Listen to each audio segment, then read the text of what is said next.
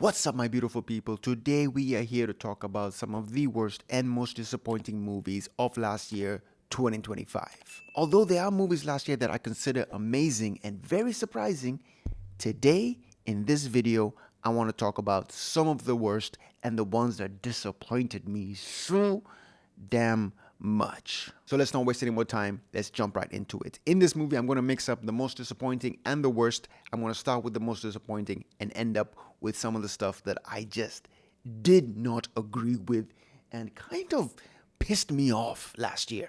And before we start this horrible list, please throw in your worst movies of 2025 as well as your most disappointing movies of 2025. These are fun lists to play with and talk about. So here we go. Hear the music. Starting off with our first disappointment at number 16, we have Anaconda. What the hell was this movie? I mean, seriously, you had Jack Black and Paul Rudd in the lead, trying to remake a guilty pleasure of the 90s that you can have a lot of fun with. And I thought that's what we were going to do in this movie until I watched it and I understood that everybody making this movie didn't really care that they were trying to make a comedy.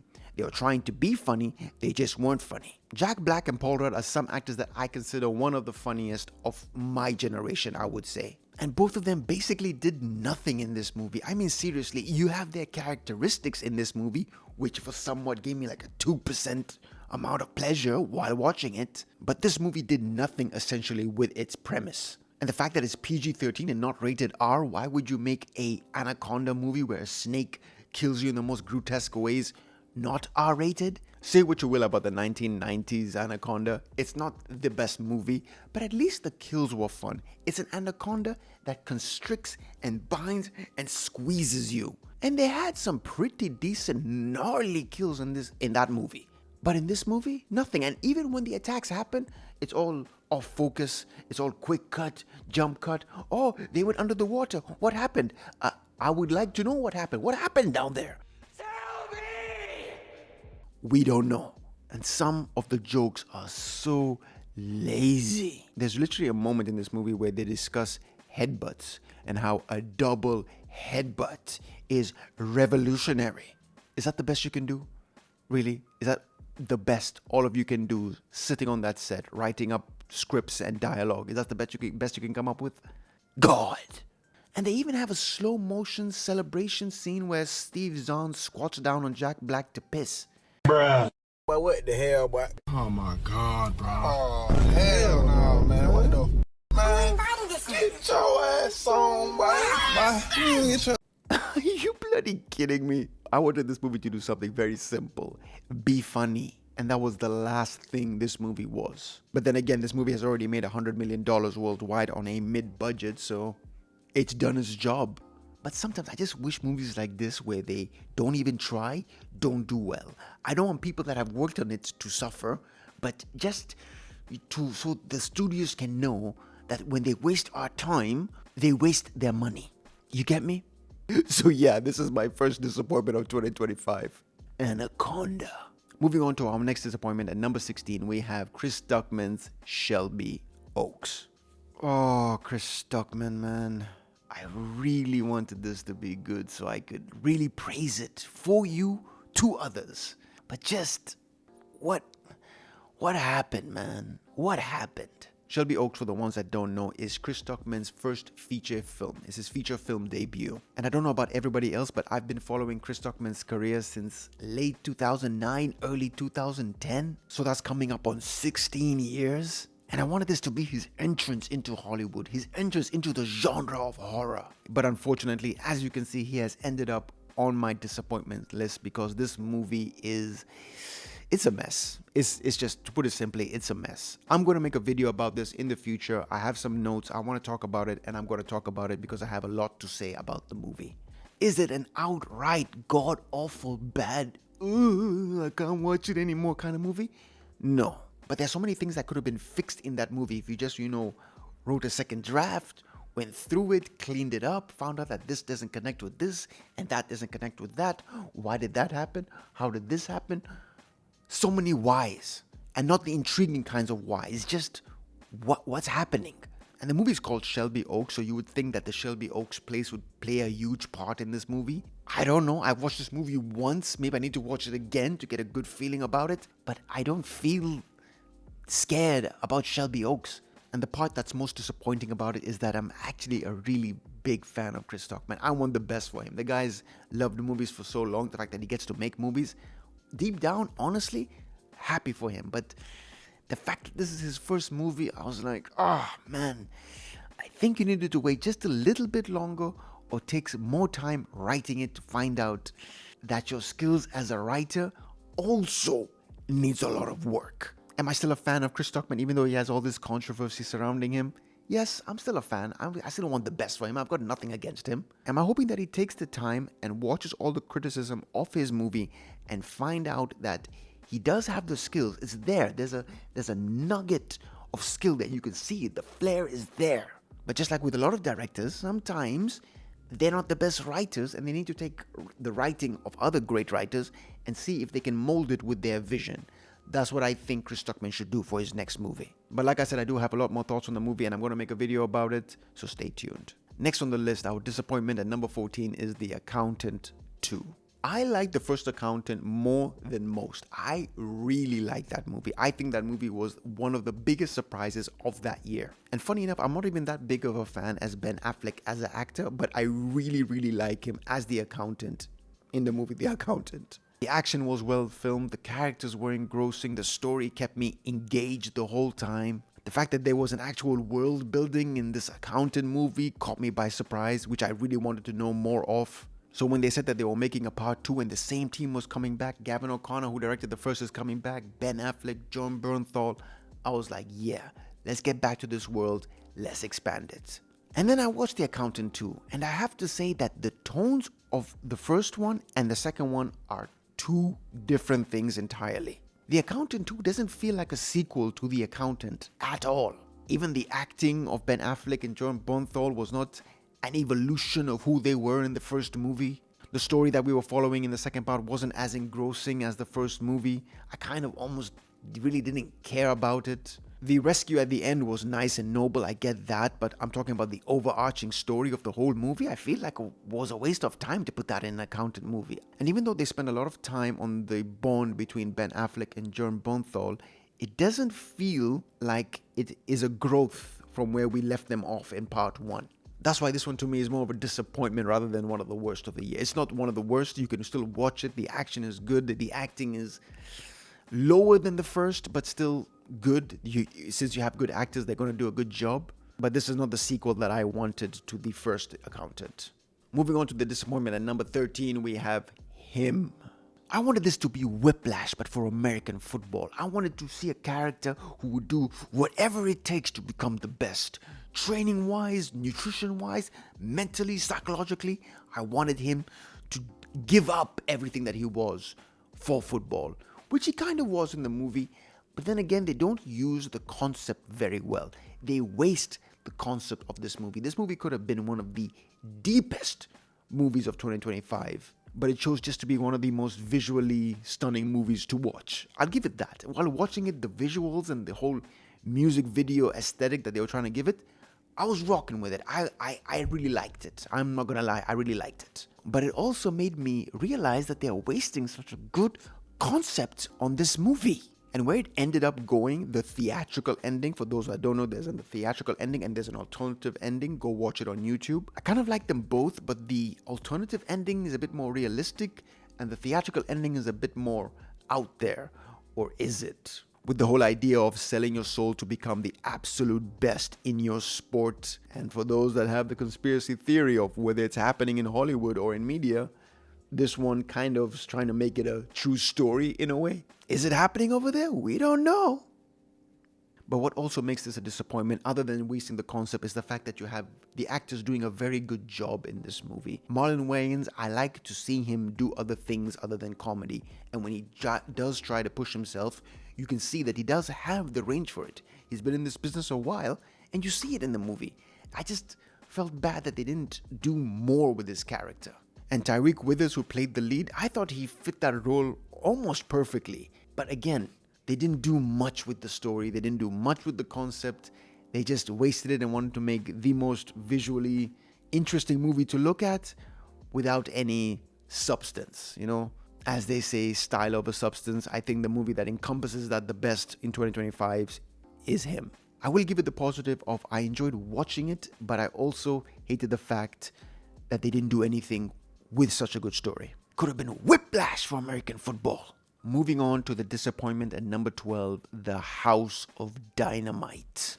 I don't know why I hype up random movies that I see on Netflix. This one is understandable. I saw that it was going to be directed by Catherine Bigelow.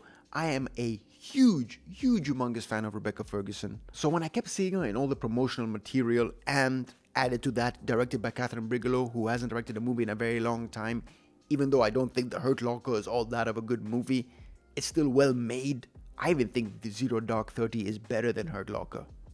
But nonetheless, I got myself excited for The House of Dynamite. And for the first 15 to 20 minutes, I'm like, yo, she's back. This movie was engrossing. You've got the threat of a missile coming to America. You don't know what they can really do about it. If this is true in the movie, that's the only defense that they have. I was like, really? You're one of the most powerful countries in the world and you can't stop a missile from coming? If this is true, yo. And seeing all that unfold, I'm like, yo, we are in for a movie. Little did I know that's all we were going to do for the entire movie. Just follow this catastrophic situation and look through it through different people's eyes. First through Rebecca Ferguson, then some analyst, then some commander, and we had Idris Elba's president character. And slowly with all those perspectives, just keep building up the tension. Is this missile going to hit? Is this missile going to hit? Then the ending happened. Or should I say, didn't happen. Nothing happened at the end. They don't show whether it lands or it doesn't land. I would like to think that it lands, but they don't show anything. You just sit there going, did I just watch a 2-hour blue ball tension making movie? Really? This is what the best of Hollywood can come up with? You're making an entertainment piece. I understand that you're trying to send a message, but at the end of the day, you're trying to entertain as well. So you gotta find that middle ground. So at least show a mushroom cloud in the distance. You know? Nothing. We just follow these people, talk to them, they build up the tension, and then nothing. Nothing happens. I know that it's trying to have that message of, what would the country do in a situation like this if there was really a nuclear missile coming for our country? How would we defend upon it? And what would the people do? Would we tell the people? Would we fight back even though we don't know who sent it? Having that message is fine. I don't care. You want to have that message? Have that message. But if you're making a 2-hour movie and you're using a budget of 80 to 90 to 100 million, I don't know if it was used, it was wasted. You have to know at the end of the day, it's a movie. You have to entertain us. You have to build up the tension and then use it. Not tease, flirt, and then do nothing. Nobody likes those kinds of people. If I was to give this movie one award in 2025, it would be the biggest time waster of the year. Anybody that sees the adverts on Netflix and thinks, oh my God, that is a crazy concept. Just know that I was also thinking, oh my God, that is a crazy concept. Understand that they don't do anything with it. Nothing. Now we're moving on to the disappointment at number 11, which is The Running Man. Edgar Wright is one of my favorite directors. Nay, he is in my top 5 directors of all time. That is how much I like Edgar Wright. I think some of his movies are near perfect. Anybody that hasn't seen Shaun of the Dead, you like zombie movies, go with Shaun of the Dead. It's one of the most perfect movies ever. You like colorful action comedies with a slice of romance, go with Scott Pilgrim vs. the World. Beautiful. So when I heard that he was taking up the responsibilities of directing a remake, reboot / reimagining of the 1980s Running Man, but this time going to be more based on the Stephen King novel, The Running Man, I thought to myself, I like that idea. Let's see what he can do. And you have Glenn Powell in the lead, who is becoming one of the fan favorites of the last 5 years since Top Gun. I was thinking to myself, at the least, it might not be a great movie, but it can be a very highly entertaining movie. What the hell was this movie in the end, honestly? Is it supposed to be an action movie? Is it supposed to be a satirical movie? Is it supposed to have social commentary? I don't even know. And I've watched it twice now. If you want to put a realistic review on this movie when the 4K comes out, just write, a movie that doesn't know what it wants to be. Again, is it well made? Yes. The movie cost $100 million and it's directed by Edgar Wright. It's going to look good at the least.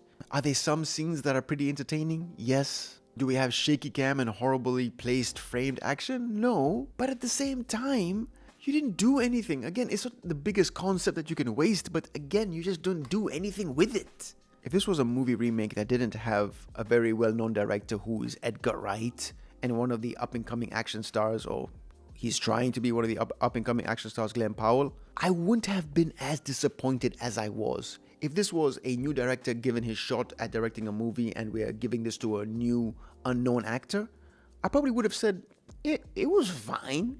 But the fact that we do have a very, very skilled, honestly, one of the best, or was one of the best of his generation, directing a movie of this caliber, I thought they were going to do much, much more with it. Unfortunately, it just ended up as one of the most disappointing movies of last year. And now we move on to the disappointment at number 10. This movie had one simple job. Be a good werewolf movie. Seriously, you can't even do that? It was Leo Whannell. If anybody hasn't seen Upgrade, honestly, the biggest surprises of that year, if you don't know anything about it, don't look anything up. Just go watch it. Leo Whannell directed that movie, and he was directing this movie. I, for one, don't like Invisible Man that much. Well made, nice concept, nice scenes, nice atmosphere. But as a whole, there are problems with that movie. But when I saw that he was coming back to direct a werewolf movie, from what I've seen from Upgrade and The Invisible Man, I said, yes, I like this combination. Let's see what he got. And then I saw what he brought. And it was one of the most boring werewolf movies. Are they even a werewolf? We don't even know. Are they even a werewolf? It's supposed to be some kind of disease, but they don't turn into a werewolf. Werewolf is something else. He apparently gets something called the Hills virus. So is it even lycanthropy? You know, sometimes you watch a movie and they have only one job. Just one job. Just make a decent transformational werewolf movie. You know who's going to direct the next werewolf movie? Robert Eggers. The guy that brought us Nosferatu had so much fun making Dracula, he wants to make a werewolf. And I can't wait. And I hope to God they just have a nice, good, transformational werewolf movie. That's what Wolfman was supposed to be, and that's what Wolfman wasn't in the end. Did it have decent moments of body horror? Sure. Did it have some nice visuals from the vision of the wolf itself? I call it a wolf. I don't even know if it was a wolf, but the vision, there was this like good bioluminescence vision that they had. I thought, yeah, cool. It's only for like a minute or so. A lot of the disappointing movies last year are all wasted concepts, really. I have noticed. Just wasting beautiful concepts. It's not a beautiful concept. This is a tale as old as time. Werewolves. It's vampires, werewolves, zombies. And you can't just one job. Next, our disappointment at number 9, we have Bong Joon-ho's Mickey 17. I like almost all of Bong Joon-ho's movies. Almost all of them. Memories of Murder, The Host, Mother. Man, that movie was a trip. It was pretty good. Snowpiercer, I'm 50-50 about. Still entertaining, but again, could have done more with the concept. And then, of course, the movie of 2019, Parasite. Every time I watch that movie, I swear to God, it gets better and better and better. It is remarkable how many layers that movie has. Last year, he made something called Mickey 17. And I was looking forward to this movie a lot on name recognition alone. Bong Joon-ho, let's go, let's do this. And you have Robert Pattinson, who I consider one of the best actors of his generation. Seriously, you guys forget Twilight, the guy is a good actor. Might even be one of the best Batmans we have. I want to see how he does in part 2, but still, as an actor, the guy is growing and is growing well. So I thought, ooh, we got those 2, let's do it. Funny enough, Robert Pattinson is playing 2, so it's cool. Well, technically he's playing 17, but in the movie you only see 2 of them. Well, you see them all, but the main focus is the 2 of them. And again, is the visual effects good? Sure. Is the acting fun for the most part? I wouldn't say it's bad. You can tell that everyone is having fun with their roles. Robert Pattinson is definitely the best out of the whole cast in this movie, but everyone does their job exactly how they are supposed to. And coming from someone that has not read the books, this movie kind of went nowhere.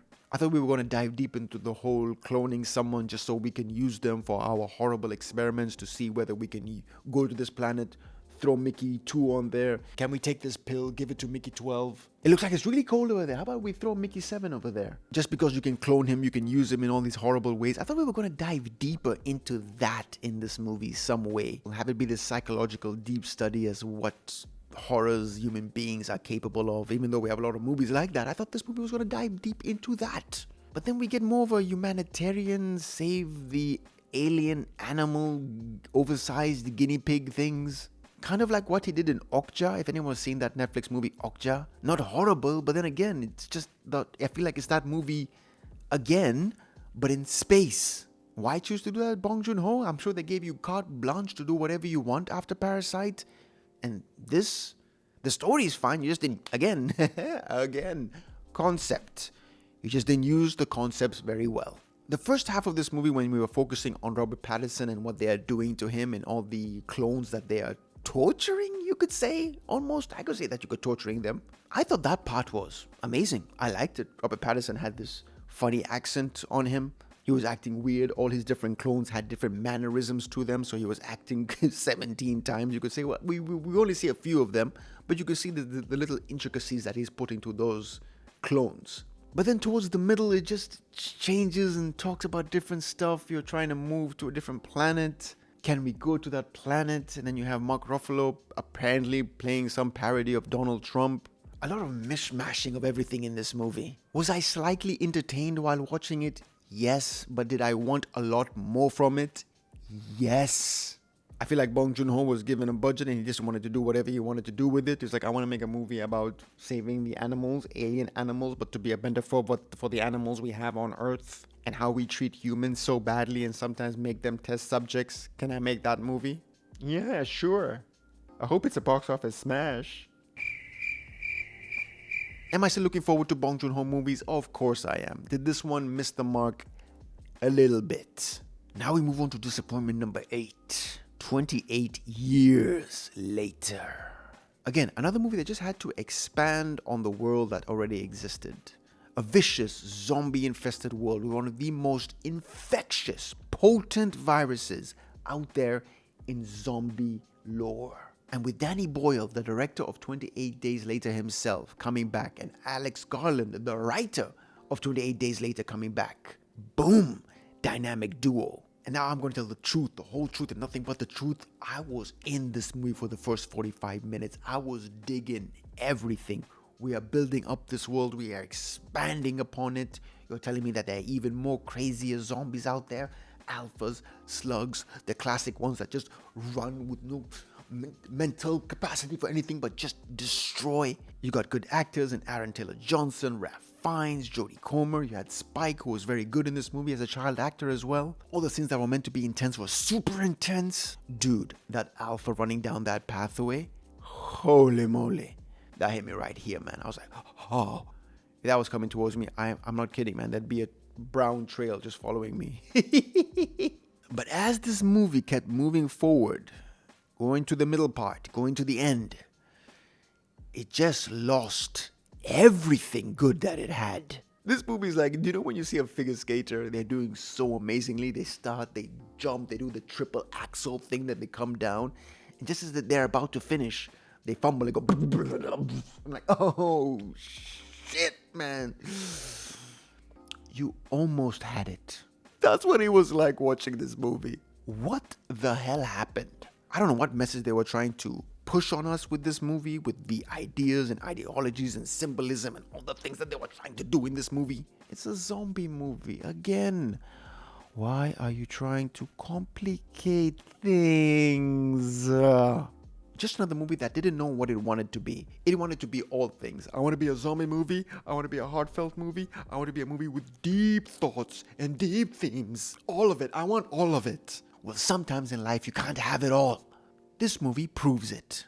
If this movie had the same pressure, tension, and feeling and filmmaking as the first half, put that in the second half, this movie would have been on my best of and most surprising of last year. But for now, because of what we got, this is where it lands. And if you want to see my deeper thoughts on 28 years later, I'll leave my video in the description. God, you messed up so badly.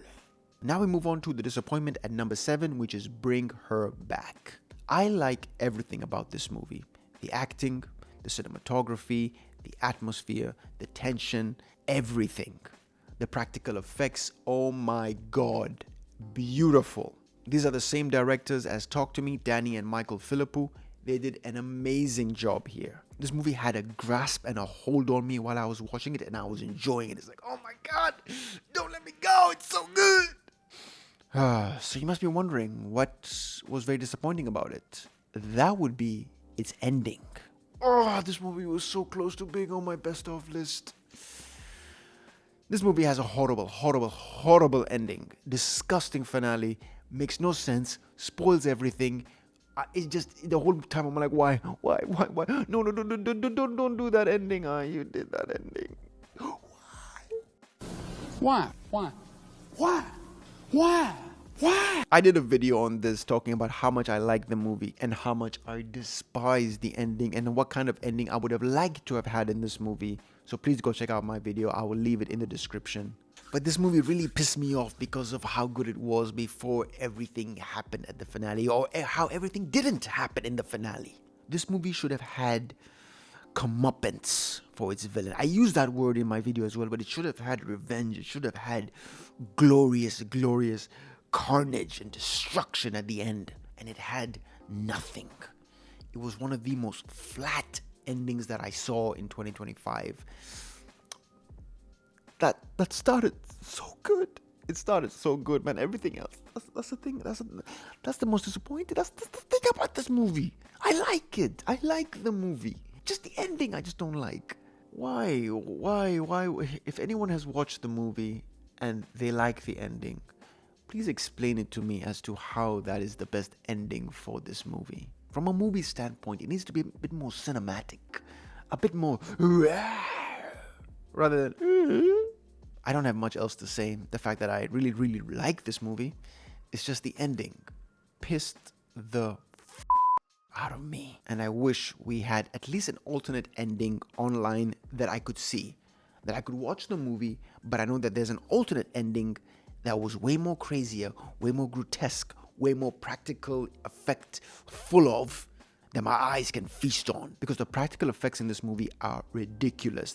There is a scene, everyone talks about it, the scene where he's biting on the bloody knife and cutting into his skin, and there's a point where he even takes off his skin like a fruit roll-up. I mean, if you had that kind of effects in the finale with something more crazy, it would have been beautiful. Shoulda, coulda, woulda, but didn't. Anyways, that's disappointment number 7. A beautiful movie that could have been a great movie if it just ended better.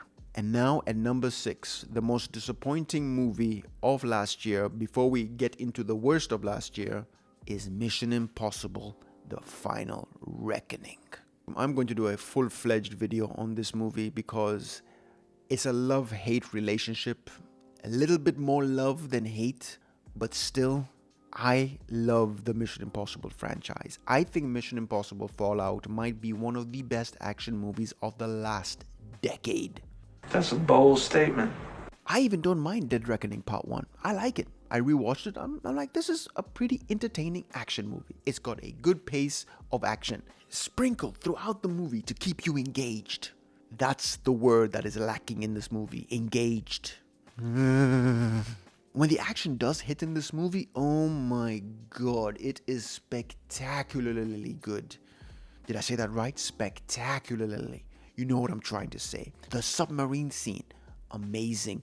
The last airplane biplane scene, bro, it's ridiculous. It was ridiculous. The camera work is ridiculous. The framing is amazing. How close we are to Ethan Hunt, Tom Cruise, when he's doing these stunts, bro. I don't have the words to say. I'll try and find them when I make my video, but damn. Right now, all I can say is damn. When those things are happening, wow. But this movie is almost 3 hours, and we only have those 2 scenes. One is right in the middle, and one is right at the end. What's in between those? A whole lot of talking and a whole lot of building up. We're getting there. Guys, the mission is so impossible. Guys, we're about to do a mission. It is so impossible. This thing needs to go right. This thing needs to go right. If we don't do this, the mission might be impossible. And we have a sprinkling of those all over the other movies, But they had, you know what else they had sprinkled over it? Action scenes, more action scenes. A little car chase here, a little bike chase here, a little more running here. It was doing nothing in between. The only reason I was watching is because I'm a Mission Impossible fan. And the reason I say love-hate is because it's a well-made movie. It's just not a well-made finale to the awesomeness that is the Mission Impossible franchise. Tom Cruise is one of the best entertainers of our time. If you ask me, he is the last movie star that we are ever going to get. And I even think that his star is dying, unfortunately. But he was the last movie star that we had. And he is very determined to make sure that the audience are always entertained. They hit that. Him and the team hit that during the action scenes. The submarine one and the plane one. Everything else in between. Oh my God, guys. It was just, I'm like, man, this is not Mission Impossible. No. You know how I was talking about having bad endings in Bring Her Back? This one, the same thing. This whole franchise is you can say near perfect. When how movies are, how franchises are, it's near perfect. They just didn't make a fantastic finale. I hope to God that this isn't the last Mission Impossible with Tom Cruise. I'm hoping that the last one, him being in the last one, might be him training the new prospect. That sounds like a good idea, because I want him to have a better send-off. The last action scene was a good send-off to his character, but there's something missing that this movie just didn't have. Again, is it a bad movie? Absolutely not. Is it a disappointing Mission Impossible movie? Sad to say yes. And now we're coming up to number 5. And from 5 all the way till 1, these are the worst movies of 2025. I didn't like any of these movies. These movies don't have much redeeming qualities, if not at all. So starting off with the last 5, the worst movies of 2025, we have Now You See Me, Now You Don't. I don't mind Now You See Me 1 and Now You See Me 2. They have a little bit of fun in their story, in that franchise. How it's a franchise, nobody knows. But I have fun with it. And they made the scenes of magic look like magic. Even though I'm sure that it was CGI, not all the actors can train in being a magician, I get that. So I'm sure they had some training, and they made it look like they were doing magic. But in Now You See Me, Now You Don't, it's not even magic at this point, it's sorcery. The things that they do, the places that they go, how they get there, how did they get this, how are they not caught, how are they...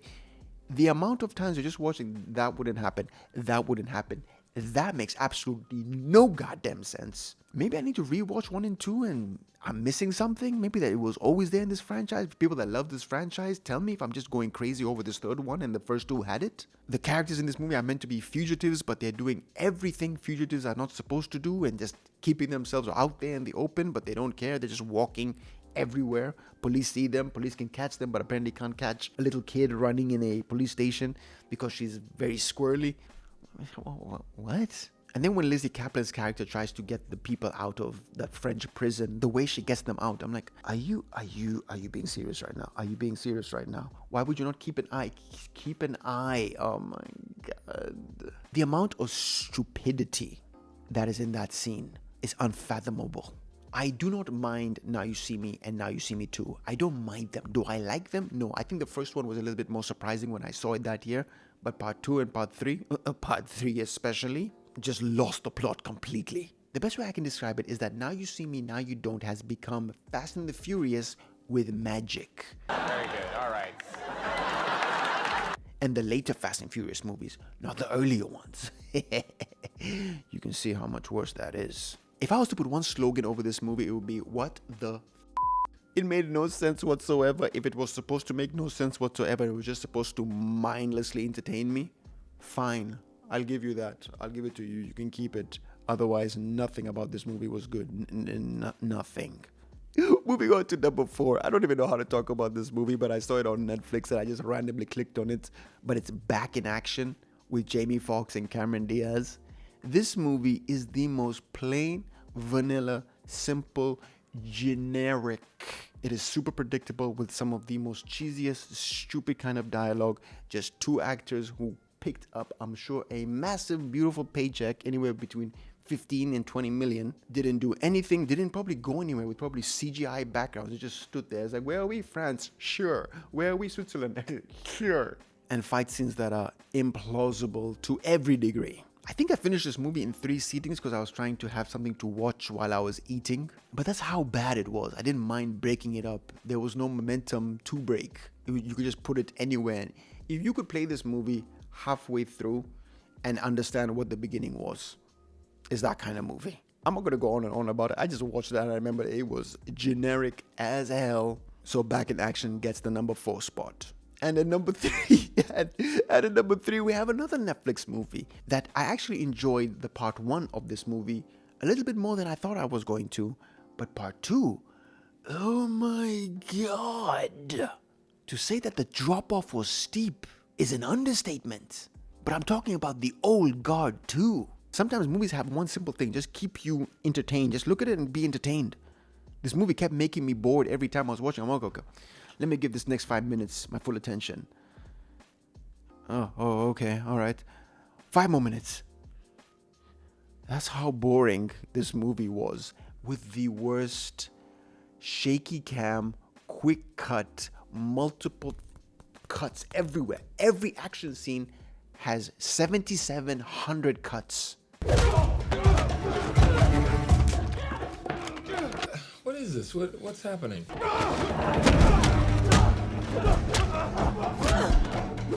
People are making fun of the fence jump in those Taken movies.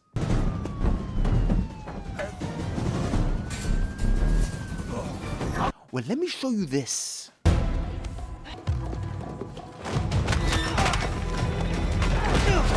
Why does a ledge jump need so many cuts? At best, you need 2 cameras. If you need more than 2, you're doing it wrong.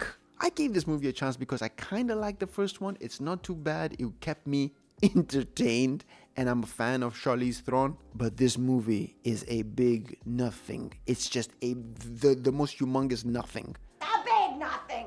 And then it tries to reel you in by telling you there's going to be a part 3. I don't care. This movie was boring, uneventful, and had nothing to it, with some of the worst filmed action of 2025. The worst. Oh my God. The worst. Just look at the compilation of the action scenes from this movie on YouTube.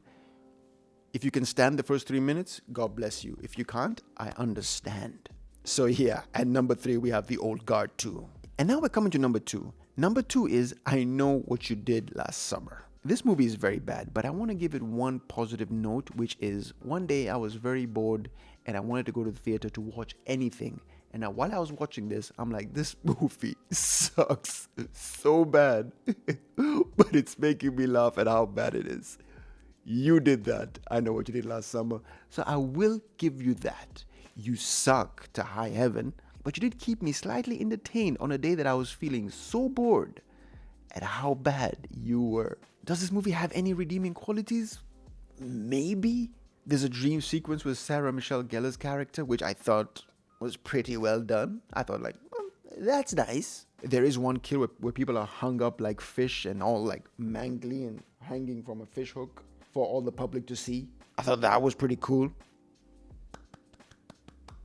Everything else though, oh my God. The dialogue is so bloody bad. It's so bad, and then takes a nosedive at the end. After being so bad, it becomes worse, with one of the last lines of the movie being, It's pretty crazy that all of this could have probably been avoided if men just went to therapy. You know.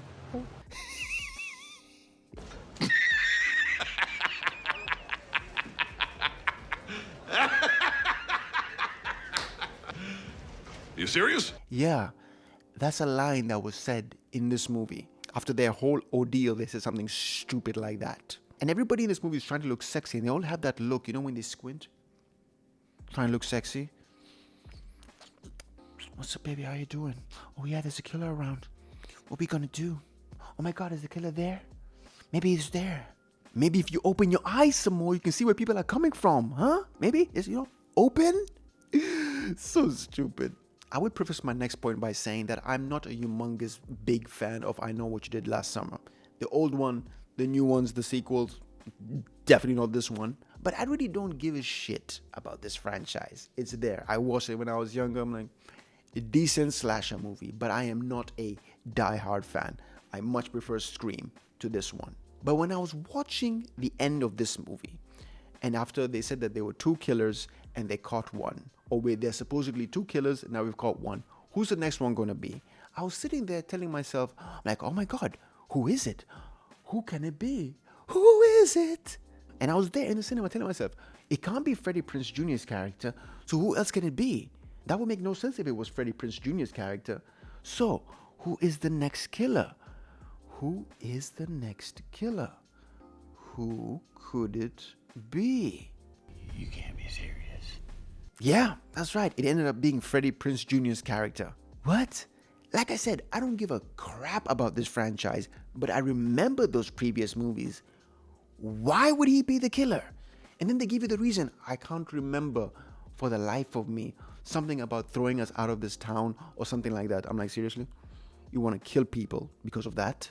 I'm talking to the writers of this one. This is the best you can come up with. You want to make a legacy sequel and you make this? You're making him the killer? Are you okay then? You bloody idiots. Now just imagine in the Scream franchise, like Scream 3 or Scream 4, out of nowhere, Randy became the killer. Randy became Ghostface. Why? Because everyone forgot about me. So when I came to kill you, it would be the most surprising thing. Gotcha! Rule change! No, that's just stupid. You can't just do it because you're trying to surprise the audience. It's still stupid. But like I said, I don't give a crap about this franchise. You want to do it, you want to destroy one of your legacy characters in that franchise. Do as you will. I don't give a fuck. So at number 2, we have I Know What You Did Last Summer. And now we come to the creme de la creme of crap of 2025. The movie that pissed me off so much. The movie that makes no sense. The movie that looks so bad, but is so expensive. And when you look at the movie, you ask yourself, where did $320 million go for the Electric State? What did you say? My God. Wow, oh wow, is this movie. That is one big pile of shit. You know, it's disappointing watching a bad movie by a director you don't even know. If they make a bad movie, it's like, okay, I don't know them. They don't have a track record. It's not going to bother me. But this movie is directed by Joe and Anthony Russo, the people that gave us The Winter Soldier, Infinity War, Endgame, whether you like it or not, still entertaining of a movie. So when these kind of filmmakers are attached to a movie, you kind of get attached to the hype just a little bit. It's on Netflix. You don't have to leave your house. I'm like, whoa, it's a big production. I don't know why it costs $320 million, but it does. Watch the movie. Anybody that hasn't seen the movie, it's in your house. You don't have to leave. It's in full HD. All the crap of that disgusting movie, all the humongous stupidity of it is there in high definition. Tell me, where in that movie do you see $320 million? Avatar Fire and Ash came out last year in December. It cost $400 million. The Electric State cost $80 million less than that. Watch those movies back to back and tell me where the money goes. Please, somebody explain it to me. Even in the most simplistic of natures, you would think it has a huge budget for big action scenes. So you would think they would have at least one big action scene in the beginning, a tiny one in the middle, and the biggest one at the end. Or that's the way I would like to have it, or at least an action scene. This movie has nothing, probably like 2 shootouts in the beginning and in the middle. Just like small shootouts, nothing crazy. No fight scenes, no choreography, nothing. And then the last action scene at the end that had nothing to it. Are you purposely trying to bore me to death? I'm so bored. It's 70 minutes in. What else you got? Can you, move it on? This movie's 2 hours. Entertain us!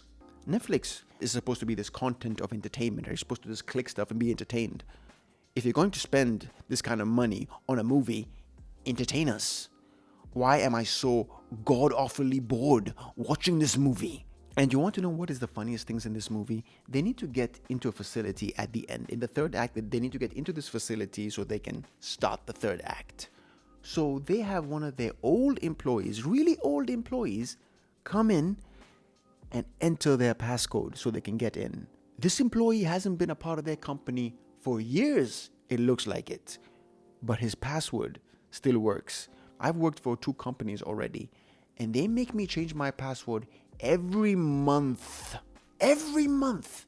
But apparently this guy can come in 7 years later, 5 years later, and just be like, ABC 1, 2, 3. We're in, guys. We're in. Well, that was easy. Budgets used to reflect what the movie was going to be. When you saw a $100 million movie being made, let's say Terminator 2, and you saw the movie, you're like, yo, I saw where the money went. This movie looks redonkulous. And look at these action scenes. Oh my God, they never end. And then $200 million movies, say Titanic. You watch the movie and you're like, yo, they have just recreated the Titanic. Oh my God, look at dude, the boat is sinking. Looks like I'm there. Feels like I'm there. I reiterate this. Watch this movie and somebody who has worked on sets explain to me where $320 million went. I would love to know, because it makes no sense. And how do these movies turn a profit? Who's profiting off this? Nobody liked it. It's one of the worst of the year. No one cares about it. So how are you making money? I want to know. I want to know. I mean, at least even if the writing has something to it, the writing has nothing to it. There's literally a line where Chris Pratt goes, yeah, we're better than the robots. The robots don't blink. I blink. You serious? People sat down in a room, round table style, and said, let's move on. This movie pissed me off so much the moment I watched it, and the whole year, the whole of last year, I'm like, is anything gonna beat this? Is anything gonna beat this? That movie pissed me off so much. I remember, oh my God, what do you hate last year? I hate Electric State. It was so bloody bad. And I was just waiting. Is anything gonna be worse than this? And no, nothing was. Does it have any redeeming qualities? Yeah, there's a little instrumental beat of I Don't Stop Believing. I was like, oh, that's cool. They have a little instrumental of I Don't Stop Believing. Cool. Everything else, I don't care. that's why it lands as one of the worst movies of the year 2025. Oops, the worst movie of 2025. Done with those movies. And I would love to know what is your most disappointing and your worst movies of 2025. Let's open up that discussion. That is the most fun. Sometimes a little bit more fun than the best of. We all know that, right? Thank you everybody for tuning into my most disappointing and worst movies of 2025. And until next time, peace, love, and I'll see you when I see you.